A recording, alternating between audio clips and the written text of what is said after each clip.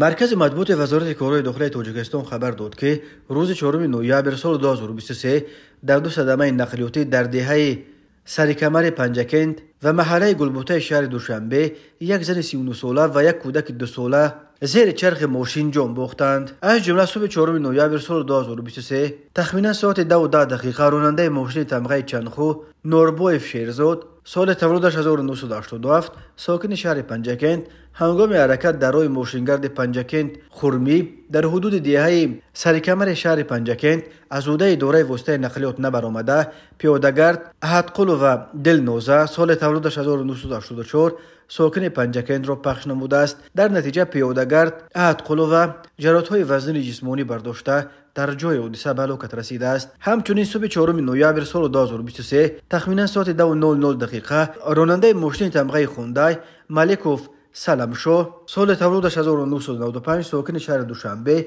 هنگام به قفا حرکت کردنش در محله گلبوته کودک خردسال گلوف انس سال تولدش 2021 ساکن پایتخت را پخش نموده است.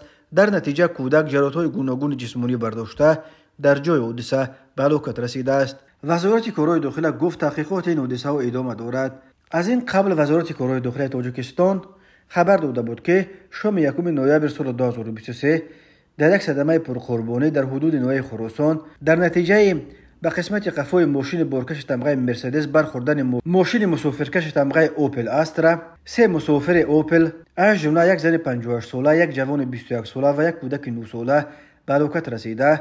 راننده اوپل جراحت برداشته است. راههای تاجیکستان از لحاظ صدمه‌های مرگاورش پرخطر دانسته می شود. هر سال بر اثر صدمه ها در راههای تاجیکستان تا 400 نفر به هلاکت رسیده، بیش از 1200 تن دیگر معیوب می شوند.